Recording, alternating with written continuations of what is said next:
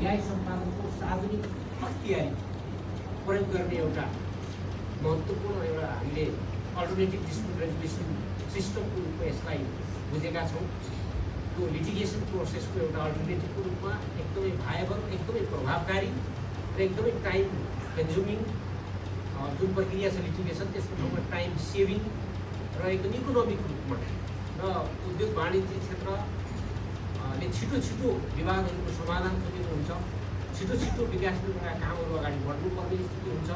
त्यस कारणले गर्दा त्यो छिटो छरितो गर्नको लागि एउटा अल्टरनेटिभ लिटिगेसन सिस्टमको रूपमा यो आएको छ। अघि हाम्रो महासचिवले धेरै कुरा त्यसमा राख्नुभएको छ।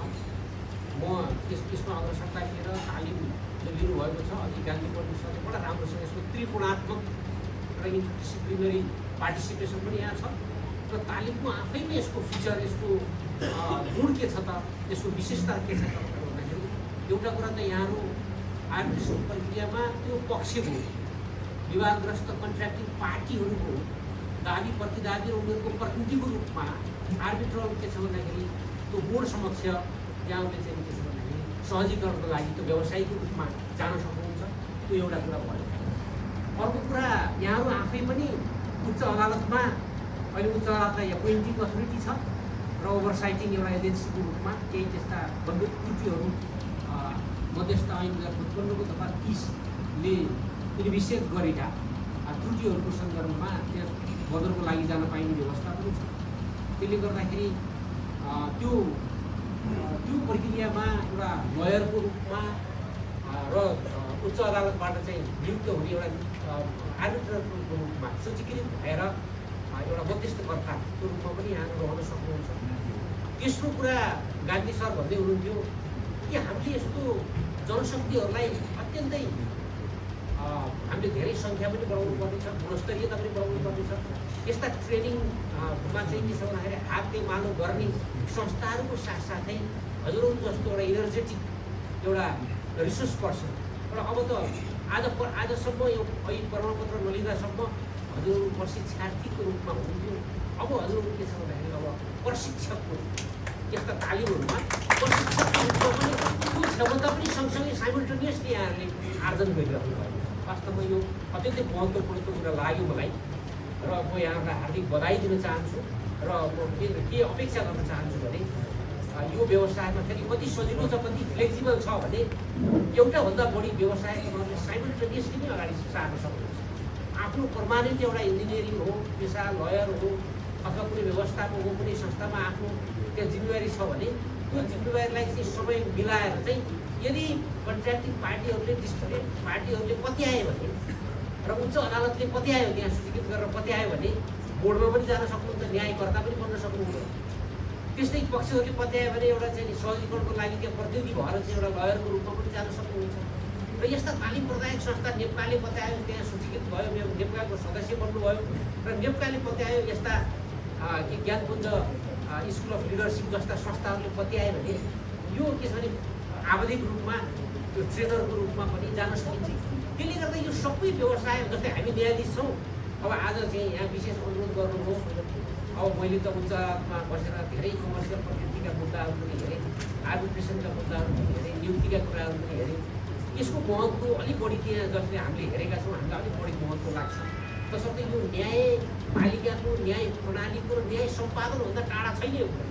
तसर्थ यस्ता कार्यक्रमहरूमा हामी निसङ्कोच नेप्का जस्तो एउटा अत्यन्तै ऐतिहासिक संस्था, म यो सन्दर्भमा हाम्रो स्वर्गीय ईश्वरी चन्द्र सरको उहाँलाई पनि म सम्झन चाहन्छु। स्वर्गीय भरतराज उप्रेती हाम्रो पूर्व सर्वोच्च न्यायाधीश हाम्रो आदरणीय गुरु पनि हुनुहुन्छ। उहाँहरू जस्ता सूर्यनाथ उपाध्याय छ, उहाँहरू जस्ता व्यक्तित्वहरूले यो संस्था सिर्जना गरेर यहाँसम्म ल्याउनु भयो। म 33-35 वर्ष अगाडिदेखि नै यो नेप्कासँग सम्बन्ध कार्यक्रमहरूमा, आवधि कार्यक्रमहरूमा, एक दिने कति कार्यक्रमहरूमा हामी चाहिँ सहभागी भएका छौँ। हाम्रो बाबुराम सरकै अग्रसरतामा उच्च अदालतका मान्य न्यायाधीशहरूलाई त्यहाँ बाह्र बेन्चसँगको छलफल, अस्ति भर्खर यहाँ चाहिँ मेरिट होटलमा सर्वोच्च अदालतका मान्य न्यायाधीशहरू उपत्यकाका सबै मान्य न्यायाधीशहरूको बिचमा पनि उहाँहरूले छलफल गरिरहनु भएको हुन्छ। किन हामी न्यायाधीशहरू पनि यो विषयका एक्सपर्ट होइनौँ। हामीले चाहिँ के छ भने अहिले राष्ट्रिय अन्तर्राष्ट्रिय रूपमा के कस्ता ट्रेनहरू डेभलप छन्, हाम्रो आर्बिट्रेसन प्रक्रियामा के चुनौतीहरू छ, के विकृतिहरू आएका छन्, कोर्टले त्यसलाई कसरी गाइडेन्स गर्नुपर्ने अवस्था छ, यी सबै कुराहरू हामी यो प्रोफेसनलहरूसँग बस्यौँ भने त्यसको अन्डर करेन्ट कुराहरू आउँछ। तसर्थ इन्ट्रेक्सनलाई हामीले एकदमै महत्त्वका साथ बोलिदिनुपर्छ। नेपालले त्यो ब्रिजिङ गरिराखेका छ, निरन्तर रूपमा गरिराखेका छ। तसर्थ यो महत्त्वपूर्ण अवसरमा यो 5 दिनको तालिममा सहभागी हुने मौका प्राप्त गर्नुभयो। अत्यन्तै सुनामधन्य व्यक्तिहरूबाट, विद्वानहरूबाट त्यहाँ प्रशिक्षण यहाँ भेटिनु भएको छ। यसले यो 5 दिनको आफैमा यो चाहिँ त्यसरी पर्याप्त छैन, यसको विधा धेरै छ। हामीले चाहिँ कन्ट्र्याक्ट म्यानेजमेन्टका धेरै विषयहरू हेर्नुपर्ने छ, हाम्रो प्रचलित कानुनका धेरै विषयहरू हेर्नुपर्ने छ। र आजसम्म हामीले मध्यस्थ ऐन 2038 थियो, पछि रिप्लेस गरेर 2055 आयो। त्यो 55 ऐन आफैमा ड्राफ्ट गर्ने सन्दर्भमा हाम्रो माधव सरले एकदमै लिडिङ त्यसमा उहाँको भूमिका छ। त्यसमा पनि अझ आवधिक रूपमा मध्यस्थ ऐन, मध्यस्थ अदालती कार्यविधि नियमावलीहरू पनि हामीले केही परिवर्तन गर्नुपर्ने कुराहरू होला। त्यसलाई सामूहिक रूपमा समयानुकूल परिवर्तन गर्दै, विकसित गर्दै अगाडि लैजाने सन्दर्भमा यसले एकदमै महत्त्वपूर्ण परिको रूपमा आउँछ। म सम्पूर्ण आज अवार्डेड हुनुभएका, आज प्रशिक्षित भएर प्रमाणपत्र प्राप्त गर्नुभएका र यसमा चाहिँ के छ भन्दाखेरि अब यो आफ्नो एभेन्यू जुन खोलिएको छ अब आजबाट, त्यो त्यसमा यहाँसँग अग्रसर हुनुभएका सम्पूर्ण सहभागीहरूलाई म हार्दिक बधाई ज्ञापन गर्दै यो व्यवसायमा कुनै न कुनै रूपमा हजुरहरूको क्रियाशीलता किनभने भर्खर सुरुवात एकदमै नवोदित हुनुहुन्छ, यहाँहरू इनर्जेटिक हुन्छ हुन। त्यसो भन्दा त केही एकदमै लामो समय प्राध्यापन गरेर एकदम चाहिँ के छ भने आफूलाई परिपक्व बनाउनु भएका सहभागीहरू पनि यहाँ हुनुहुन्छ, त्यस्तो पनि नभएको होइन, उहाँहरू पनि हुनुहुन्छ। त्यो तर आम रूपमा चाहिँ धेरै इनर्जेटिक लोक के छ भन्दाखेरि सहभागी हुनुभएको हुनाले हजुरहरूले यो क्षेत्रलाई आफ्नो क्षेत्र मान्नुहोस् र यस्ता कार्यक्रमहरूमा सहभागी हुनु र आफूलाई यसमा अगाडि बढाउने सन्दर्भमा एकदमै अग्रसरता लिइदिनुहोस् भनेर म निवेदन गर्न चाहन्छु। अर्को कुरा मैले अघि भने कि यो आर्बिट्रेसनको प्रक्रियालाई हामीले न्याय सम्पादन र न्यायपालिका त्यसको जुडिसियल प्रणालीबाट हामीले यसलाई छुट्याउनै सक्दैन। र हाम्रो अख्तियार दुरुपयोग अनुसन्धान आयोग ऐन र भ्रष्टाचार निवारण ऐन 2059ले राष्ट्र सेवकको परिभाषामा आर्बिट्रेटर र आर्बिट्रेटर बोर्डलाई राखेको छ। त्यो काम गर्ने बेलासम्म त्यो जिम्मेवारीको लागि चाहिँ त्यो सार्वजनिक पद धारण गरेको चाहिँ व्यक्ति पनि हुन्छ, त्यो राष्ट्र सेवक पनि हुन्छ। र राष्ट्र सेवक र सार्वजनिक पद धारण गरेको व्यक्तिको जे लिगल एकाउन्टेबिलिटी हुन्छ, जे त्यसको चाहिँ त्यसको एन्सरेबिलिटी हुन्छ, रेस्पोन्सिबिलिटी हुन्छ, जे त्यसको पदीय महत्त्व र गरिमा हुन्छ, त्यसले जे जस्तो पदीय चाहिँ आचरणहरू अवलम्बन गर्नुपर्ने हुन्छ। निष्पक्षता, न्याय भन्ने बित्तिकै स्वतन्त्रता, स्वच्छता र निष्पक्षताको उच्चतम एउटा चाहिँ नमुना प्रदर्शन गरेर त्यो काम गर्दा म न्यायको लास्ट एउटा चाहिँ जज हो। यो तथ्यको सन्दर्भमा हाम्रो सर्वोच्च अदालतले पनि बोलिसकेको छ। त्यहाँ केही लिगल इस्युहरू होला, जुरिस्डिक्सनको कुरा, लेजिटिमेसी अफ कन्ट्र्याक्टका कुराहरू होला। अब आर्बिट्रेसनको चाहिँ जुरिस्डिक्सनको कुराहरूमा केही प्रश्न रहेछन् भने अदालतबाट हेरिन्छ। तर कामको मेजरमेन्टको कुरा, कामको क्वालिटी कन्ट्रोलको कुरा र त्यसपछिका तथ्यको एनालाइसिस गर्ने र तथ्यको फाइनल डिसिजन गर्ने कुरा त्यो आर्बिट्रेसन बोर्डको चाहिँ आर्बिट्रेटरको चाहिँ फाइनल अथोरिटी हो भनेर हाम्रो सर्वोच्च सिद्धान्त प्रतिपादन गरिसकेको हो। तसर्थ त्यस्तो न्याय सम्पादनको काममा हामी अत्यन्तै जिम्मेवार भएर हामीलाई पक्षले एउटा महिनामा एउटा पत्याउला, 3 महिनामा एउटा पत्याउला, हामीले 1 वर्षमा एउटा गर्नु पर्ला, तर एउटा त्यो काम गर्नुभयो भने त्यो चाहिँ सुप्रिम कोर्टले गरेको न्याय सम्पादन बराबरको न्याय सम्पादनको काम हो। र त्यति नै जति त्यो न्याय सम्पादनमा न्यायाधीश जिम्मेवार हुन्छ, त्यति नै जिम्मेवार त्यो चाहिँ मध्यस्थकर्ता हुनुपर्दछ। हाम्रो कामको सम्बन्ध छ। अर्को कुरा म यहाँहरूलाई निवेदन गर्न चाहन्छु, अलिकति हाम्रो कस्तो छ भने कमर्सियल, अघि हाम्रो शान्तिराम सरले पनि भन्दै हुनुहुन्छ, अलिकति कमर्सियल प्रकृतिका विवादहरू आर्बिट्रेसनको प्रक्रियामा लाग्दाखेरि चाहिँ अलि यसको चाहिँ के छ भन्दाखेरि औद्योगिक व्यापारीहरू, अलि राम्रो लगानी गर्ने लगानीकर्ताहरू, उनीहरूकै डिस्प्युट भएको हुनाले त्यो डिस्प्युटको भ्यालु पनि ठुलो हुन्छ, त्यसको गरिमा पनि हुन्छ, त्यसमा अब monetary value associated with the dispute त्यो पनि ठुलो एमाउन्ट हुन्छ। तसर्थ त्यसमा लाग्ने प्रोफेसनलहरू र त्यसमा लाग्ने मध्यस्थकर्ताहरूले राम्रै पारिश्रमिक पाउँछन् भन्ने एउटा आम रूपमा मान्यता छ। एकजना पूर्व प्रधान न्यायाधीशले भन्नुहुन्छ, मैले अहिले सम्झना गरिरहेको छु, हामी न्याय सम्पादनमा लाग्ने मान्छेहरूलाई त्यसबाट कति पारिश्रमिक आउँछ भन्ने कुरा कुनै स्वीकृति छैन। हामी सर्वोच्च अदालतका न्यायाधीशहरूलाई कति पारिश्रमिक आउँछ, त्यो पारिश्रमिकको लागि त्यो चाहिँ तनखा लिएर परिवार पाल्नको लागि जाइरहेको होइन। सुरुवात त्यसो गरे होला, हामीले तलबाट अफिसरबाट सुरु गर्न त्यो गरे होला। त आजको दिनमा हामीले त्यो पारिश्रमिकको लागि काम गरेको, त्यसो गरियो भने त त्यो कुनै एउटा ब्याङ्कको चाहिँ सिओ साहबको कुरा गर्ने हो भने हाम्रो चाहिँ 1 वर्षभरिको तलब भने 1 महिनामा है। तर न्याय सम्पादनको प्रक्रियामा लाग्ने जनशक्तिले त्यसबाट आफूलाई कति पारिश्रमिक प्राप्त हुन्छ भन्ने कुरामा कहिल्यै पनि त्यतापट्टि ध्यान दिँदैन, दिनु हुँदैन। त्यो दियो भने हामी त्यो स्वच्छता निष्पक्षतापूर्वक न्याय सम्पादन गर्ने कुरामा हामी त्यसबाट चाहिँ डेडिकेट हुन सक्छौँ, डिरेल पनि प्रक्रिया हुन्छ। यति कुरा चाहिँ मैले यो फोरममा म निवेदन गर्न चाहन्छु।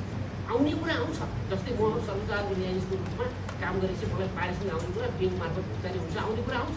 हजुरहरूलाई पनि पक्षहरूले सहमति गरेर एउटा पारिश्रमिक जो तय गर्छन् त्यो कुरा यहाँहरूले काम गरेपछि आउने कुरा आउँछ। तर हजुरहरूले त्यो न्याय सम्पादनको काममा त्यो पारिश्रमिक कति आउँछ, कति दियो, अलिक ठिक हामीले भने जति दियो भने ढङ्गले गर्ने, दिएन भने ढङ्गले नगर्ने, यस्तो कुरा न्याय सम्पादनको हुन सक्छ।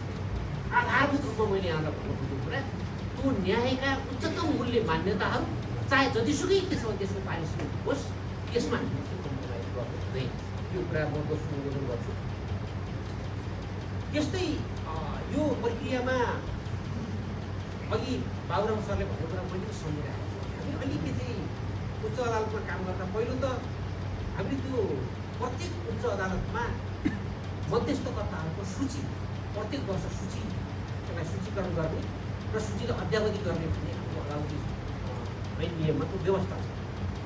त्यो सूचीकरणै एकदमै नभएर यसो हेऱ्यो, अब कसलाई नियुक्ति गर्ने त्यहाँ त विवाद छ होइन। अब करार अनुसार दुईवटा पक्ष तय हुँदाखेरि त अदालतसम्म नियुक्ति गर्न आउनै पर्दैन, त्यतिबाट पनि हुन्छ।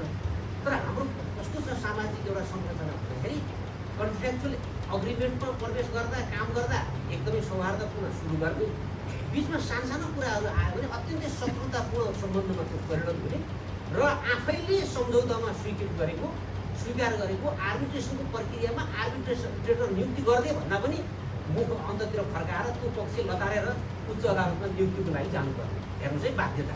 यो आफैमा यो चाहिँ साउन्ड कुरा छैन।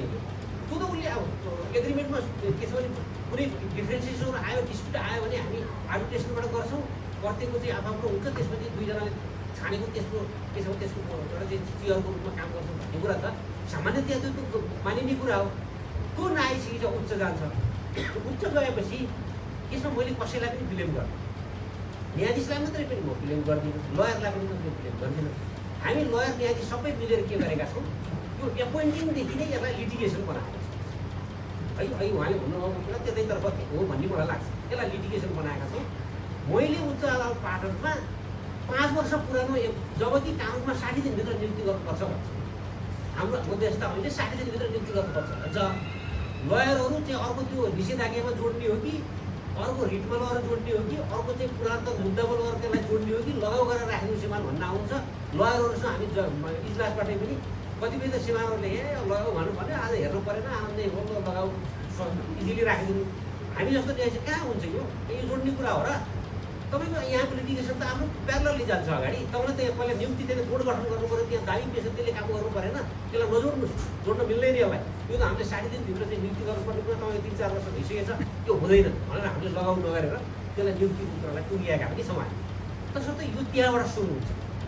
त्यसपछि हजुरको चाहिँ जब बोर्डले डिसिजन दिन्छ, बोर्डले गर्ने बेलामा अब जुरिस्डिक्सनको प्रश्न उठाएको छ, करारको चाहिँ लेजिटिमेसी कन्ट्र्याक्टको प्रश्न उठाएको छ भने प्रारम्भिक रूपमै त्यसलाई चाहिँ अनगोइङ प्रोसेसमै त्यसलाई टुङ्ग्याइदिहाल्नुपर्ने भन्ने छ।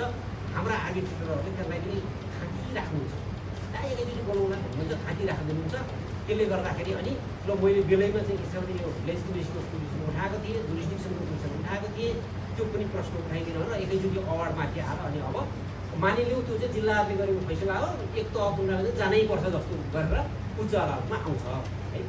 त्यसले गर्दाखेरि त्यो इन्टरभलमा त्यस्तै अब अन्तरिम आदेश गर्ने लगायतको उसलाई कोर्टलाई भए सरहको त्यो एजकुलेज कोर्टै हो। त्यो कोर्टलाई भए सरहको सबै अधिकार छ। त्यसलाई विवादका विषयवस्तुलाई यथास्थितिमा राखेर आवश्यक इन्टरलोक्युटरी अर्डरहरू, इन्टरिम अर्डरहरू, प्रारम्भिक आदेशहरू, जुनसुकै आदेशहरू सुन्न सकिन्छ। अब विषय मामिला छ आर्बिट्रेसन बोर्डमा, अब लयरहरू आउनुहुन्छ अन्तरिम आदेश जारी गरेको भनेर यता उच्च अदालत हेर्नुहोस् है, नमिलेको कुरा कि।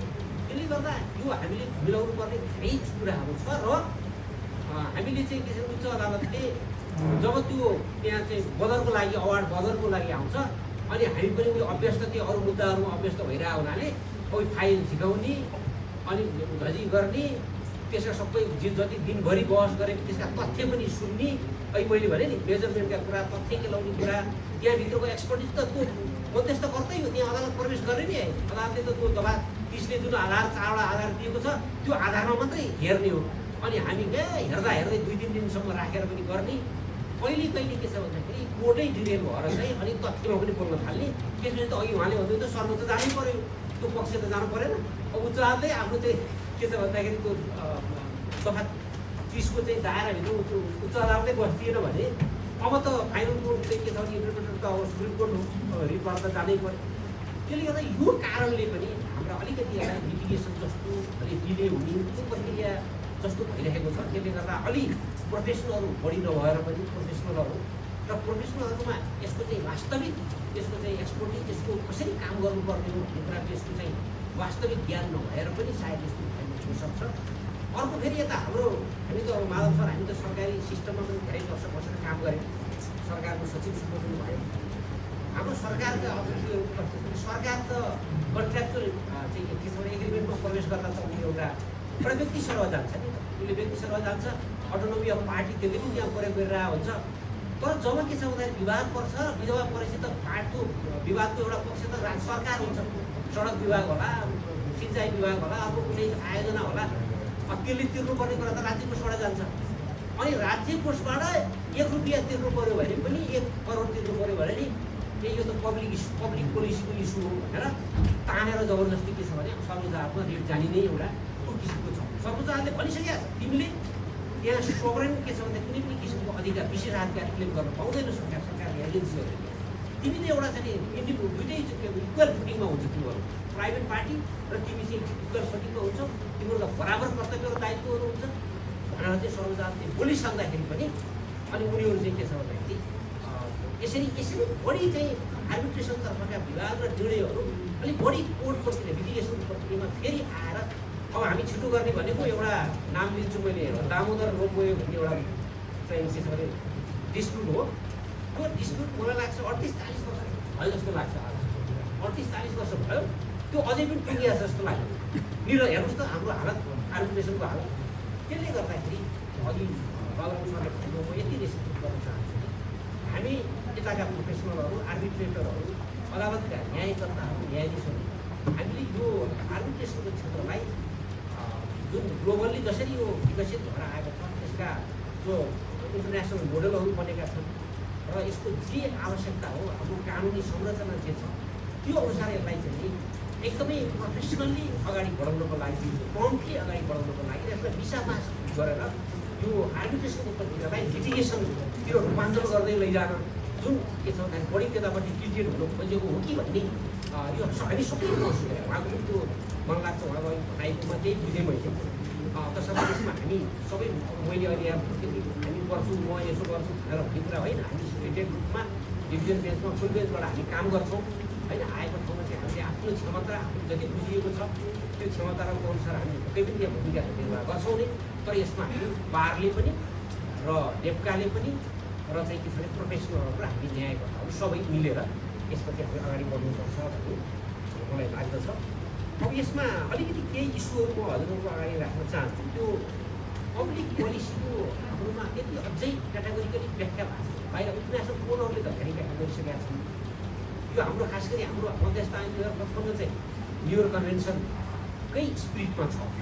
त्यसैको स्पिरिटमा नै हामीले चाहिँ अगाडि बढाउन खोजेका हौँ र यसमा यो पब्लिक पोलिसीलाई अलिकति अब्जेक्टिभली व्याख्या गरिएन भने त्यो पब्लिक पोलिसीको पाण्डोराभित्र जुनसुकै इस्युलाई हालेर लिएर गएर आर्बिट्रेसन अवार्डलाई लगेर अदालतमा विवादको विषय बनाउने त्यो खतरनाक प्रवृत्तिहरू अहिले पनि छ। त्यो झन् बढेर जान सक्छ।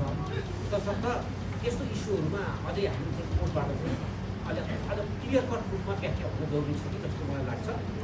त्यसमा अब ट्रेनिङका सेसनहरूमा भइसकेको होला। अब म यहाँ क्याटेगोरिकली एउटा चाहिँ के छ भने केही इस्युहरू मैले देखेँ। जस्तो पहिलो कुरा त हजुरहरू विभिन्न ठाउँबाट आउनु भएको छ। यो व्यवसायमा कुनै न कुनै रूपमा अडिदिनुहोस्, यसमा अग्रसरता दिइदिनुहोस् र चाहिँ के छ भन्दाखेरि प्रत्येक वर्षको यो आर्थिक वर्षको सुरुवातमा साउन भदौ महिनामा उच्च अदालतहरूबाट सूचना निस्किन्छ। त्यो आफ्नो पाएक परेको उच्च अदालतमा अहिले विवादहरू खालि पाटनमा अलि धेरै छन् यहाँ, तर अहिले विराटनगरमा पनि, वीरगञ्जमा पनि, जनकपुरमा पनि, नेपाल जस्तो पनि धेरै उच्च अदालतहरूमा त्यो प्रकृतिका विवादहरू मध्यस्थसँग सम्बन्धित कुराहरू गर्नुपर्ने हुन्छ। त्यस्तो कोर्टहरूमा कम्तीमा पनि हुन्छ सूचीकरण आफूलाई गराइदिनु, सूचीकरण गराइदिने एउटा कुरा। अर्को कुरा चाहिँ के छ भन्दाखेरि हाम्रो यो ऐनले पनि भाषाको कुरा गरेका छ। कन्ट्र्याक्ट जुन भाषामा र पक्षहरूले जुन भाषामा आर्बिट्रेसनको प्रोसिडिङ अगाडि लान सहमति गरेका छन् त्यही भाषामा हुन्छ भन्ने छ। अलिकति अब फिटिङ लगायतका कन्ट्र्याक्टहरूको चाहिँ टेम्प्लेटहरू त्यसको मोडल पनि अङ्ग्रेजी बाहिर हुने। अब मध्यस्थताको एउटा ग्लोबल प्रोसेस हो। एउटा पक्ष विदेशी हुनसक्छ, एउटा पक्ष नेपालको हुनसक्छ, विदेशी नै आफूले छानौट गरेको चाहिँ आर्बिट्रेटर राख्न सक्छ। त्यो बाइलिङ्गुअल विभिन्न मुलुकहरूको चाहिँ भाषिक कारणले गर्दा पनि त्यसलाई एउटा युनिफर्म सबैले बुझ्ने भनेर अङ्ग्रेजी भनेको होला। यो अङ्ग्रेजी भाषाको मलाई के लाग्छ भने हामी आफैले त्यो ठाउँ दिएछौँ, अङ्ग्रेजीमै गर्नुपर्छ भन्छ। नेपाली नै पक्ष छ, कन्ट्र्याक्टर पनि नेपाली छ, लोयर पनि नेपाली छ होइन। अब हामी चाहिँ के छ भने लयरहरू पनि नेपाली छौँ, अब आर्बिट्रेटरहरू पनि नेपाली छौँ है। कतिपय त नेपालीमै करार पनि हुने गरेका छन् नि त।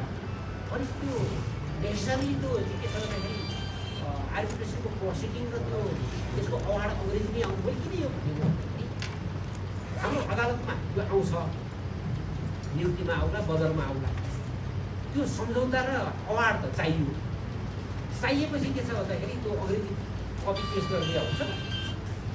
अनि त्यसपछि के छ भन्दाखेरि हाम्रो न्यायाधीशले त्यो ट्रान्सलेसन नभइकन त्यो प्रक्रिया अगाडि बढाउँदै त्यसपछि अतालिन्छ। मैले गरेको महसुस है अदालिन्छ। ल 7 दिनभित्र चाहिँ के छ भन्दाखेरि यो ट्रान्सलेसन गरेर त्यो ट्रान्सलेसन यस्तो अनप्रोफेसनल हुन्छ। त्यो ट्रान्सलेसनबाट त मैले एउटा एकचोटि पढाएँ, मैले चाहिँ सक्कर नेपाली पढ्दिनँ, किनकि अङ्ग्रेजीबाट चाहिँ सर बुझिन्छ, त्यो बुझ्दैन। त्यसले गर्दाखेरि र हाम्रा न्यायाधीशहरूले त्यो नेपाली कति बुझेर कस्तो निर्णय गर्छन्, त्यो निर्णयमा के भाषा पर्छ, त्यो शब्दहरू सबै बिग्रिएको त्यो हामी धेरैले महसुस गरेका छौँ। तसर्थ सकिन्छ भने यो हामीले क्रमशः अब जति ठाउँमा सम्भव हुन्छ त्यसलाई चाहिँ अब हजुरहरू कन्ट्र्याक्ट पनि भोलि ड्राफ्ट गर्नु होला, कन्ट्र्याक्ट पनि नेपालीमै ड्राफ्ट गर्ने, काउन्सिल अलिक क्लेमहरू के राख्ने, त्यसको प्रोसिडिङको भाषा पनि हुने भनेर हामीले यसलाई साइमल्टेनियसली पनि लान सकिन्छ जस्तो लाग्छ। एउटा मैले महसुस गरेको कुरा यसले पनि अलिकति हाम्रो चाहिँ प्रक्रियालाई थोरै छिटो गर्न यसले मद्दत गर्छ। अब कहिलेकाहीँ त अब पक्षले त्यहाँ चाहिँ निवेदकले पुनरावेदकले यो ट्रान्सलेसन चाहिँ 2-3 महिनै पेस गरिदिएन भने त न्यायाधीश प्रक्रिया यो आगे छैन भन्छ, पेस नै चढाउँदैन, त्यो जाँदैन। हेर्नुहोस् त, जबकि त्यो हरेक ठाउँमा चाहिँ त्यसको टाइम हाम्रो चाहिँ फ्रेम छ कि यो ऐनमा। हाम्रो चाहिँ यो ऐनका ड्राफ्ट विधायिकाले त्यो छिटो बढोस् भनेर चाहिँ वास्तवमा त्यो विवाद सुरु भएपछि त्यो सम्पूर्ण गर्ने कुरा चाहिँ करिब 1 वर्षमा सकियोस् भनेर 60 दिन, फेरि उनलाई नियुक्तिको लागि 60 दिन, अनि आर्बिट्रेसन बोर्डको लागि 3 महिना, अदालतलाई 120 दिन भनेर कम्तीमा 1 वर्षमा यो सबै कुरा सकियोस् भनेर त्यसै समयको चाहिँ टाइम फ्रेम बनाएको छ। अब हामीले यस्ता कुराहरू गरियो भने त्यो टाइम फ्रेमलाई यस्तो सामान्य कुराले त्यसले पिरियड गरिदिन्छ मलाई लागेको एउटा। अर्को चाहिँ हामीले यो फाइल अभिलेख र मध्यस्थता अदालतमा केही चुनौतीपूर्ण मैले महसुस गरेँ।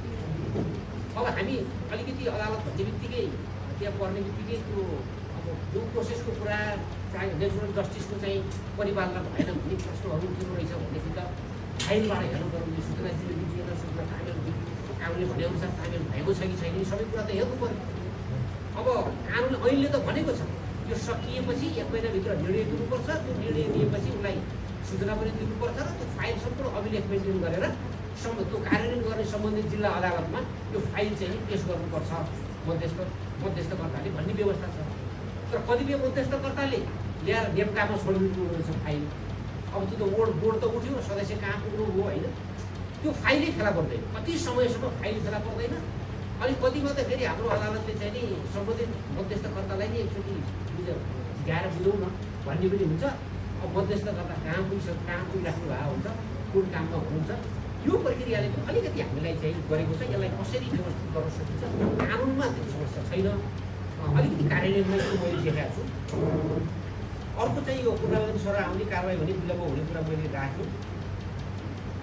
यो प्रारम्भिक, अन्तर्कालीन र अन्तरिम आदेशको प्रक्रिया पनि वास्तवमा हामीले त्यतापट्टिबाटै त्यसैलाई नै प्रभावकारी बनाएर जानुपर्छ। एउटा अदालततिर इन्टरटेन गर्ने कुरा, विषयमा लिएर आएर गर्ने कुरा चाहिँ उपयुक्त होइन।